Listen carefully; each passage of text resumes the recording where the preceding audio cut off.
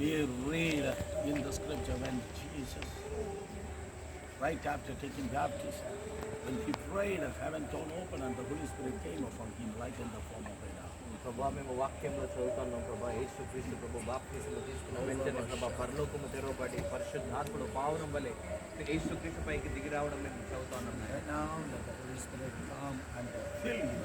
ఈ సమయంలో ప్రభా పరిశుద్ధాత్ముడు దిగి వచ్చిన నీ పిల్లలను నింపునుగా కానీ And bondages and let it break in the name of Jesus. ప్రతి బంధకము ప్రతి శాపము విరగొట్టబడునుగా కానీ ప్రార్థిస్తున్నాం. Before your empowerment, before your inspiration. ప్రభా నీ శక్తికై నీ యొక్క ప్రేరేపణకై నీకు వందనాలు చెప్పుకోవాలి. Anointing of God. ప్రభా నీ అభిషేకముకై నీకు వందనాలు. Honor, glorify God.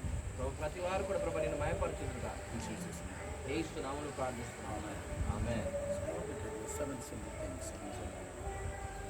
మీకు 7 సులువైనటువంటి విషయాలు బాప్తిజం గురించి తెలియజేయాలని ఇష్టపడతాను. Number one, it's a commandment. అంటే మొట్టమొదటిగా దేవుని ఆజ్ఞ ఉంది. Number one, it is a commandment. అది మొట్టమొదటిగా దేవుని ఆజ్ఞ ఉంది. And secondly, the Bible says, రెండోదిగా వాక్యం సెలవిస్తోంది. yes, the baptism only for the people those who are having the faith.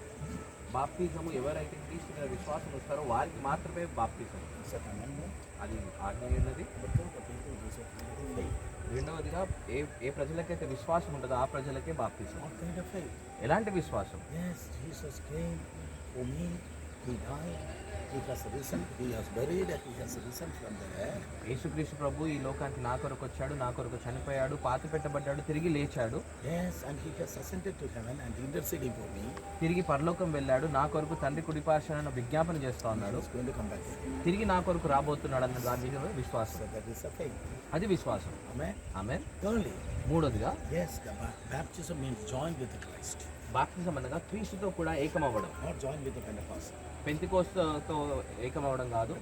Not join with any organization. ఏదో సంస్థతో మీరు చెందినవారుగా కాదు, Join with the Christ. క్రీస్తుతో ఏకమవ్వడము బాప్తిజం. Number 4, నాలుగోదిగా baptism is partnership. క్రీస్తుతో ఏకమవ్వడం లేకపోతే ఒక పార్ట్నర్షిప్ లోకి రావడం. Yeah, partner means if I have a business. పాలు పంచుకోవడం. Yes, oh, come on. Yeah. Kudambama translate.